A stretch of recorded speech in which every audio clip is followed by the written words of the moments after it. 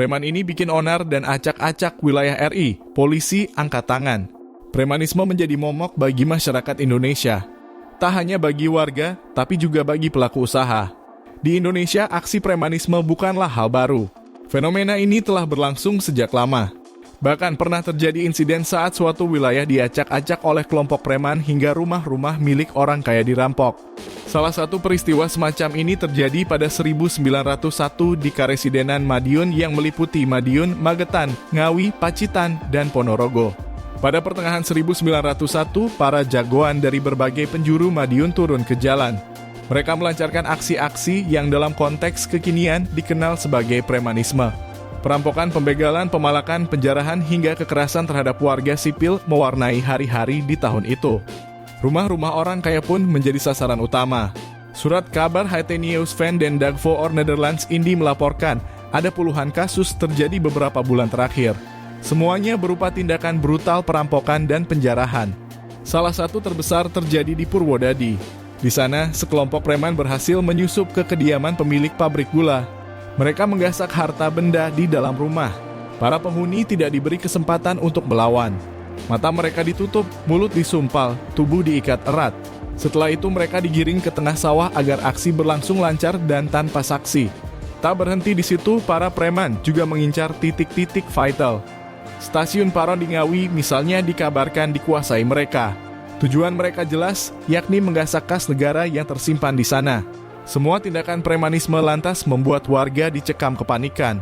Polisi tak bisa berbuat banyak. Koran De Locomotive 5 Oktober 1901 menyebut, ketidakmampuan polisi menenangkan situasi membuat pemerintah daerah mempertimbangkan langkah yang tak biasa, yakni meminjamkan senjata kepada warga sipil, terutama warga Eropa, demi mempertahankan diri dari amukan para preman.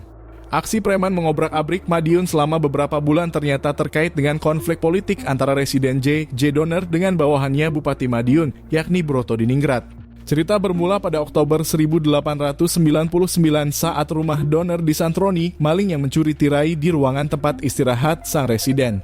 Meski hanya tirai, Donner menduga kejadian tersebut syarat nuansa politik yang didalangi oleh Broto Diningrat. Bagi Donner, Bupati Madiun itu ingin mengganggu kedudukannya. Apalagi di bulan yang sama banyak kasus pencurian menyasar rumah orang Eropa. Donner lantas memerintahkan Broto Diningrat melakukan investigasi. Singkat cerita, hasil investigasi mengungkap pelaku adalah Soradi.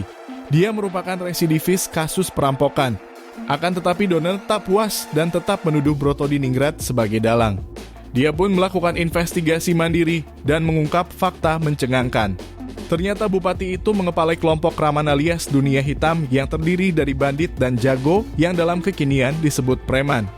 Donner menyebut kelompok ini bakal membuat pemberontakan besar seperti perang di Ponegoro. Menurut Ong Hok Ham, orang-orang Dunia Hitam sebenarnya dimanfaatkan Broto Diningrat bukan untuk mengadakan pemberontakan, tetapi mengamankan wilayah.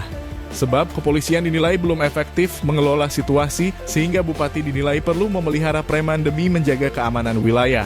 Broto Diningrat jelas menolak tuduhan dan menyebutnya sebagai fitnah. Namun investigasi Donner ternyata sangat ampuh dan lebih didengar. Ini bisa terjadi karena dia orang Eropa dan juga tindakan memelihara orang dari dunia hitam sangat dilarang meskipun tujuan pemeliharaannya bukan untuk pemberontakan. Akhirnya kekuasaan Broto Diningrat sebagai Bupati Madiun berakhir lebih cepat. Pada titik inilah para anggota kelompok di dunia hitam bak kehilangan induk. Mereka tak ada yang mengontrol, sehingga dengan cepat muncul ke permukaan dan berbuat onar. Kelak sejarah mencatat kekacauan ini sebagai peristiwa Broto Diningrat yang berlangsung selama berbulan-bulan di Madiun. Situasi baru bisa kembali normal usai sang residen J. Donner turut dipensiunkan.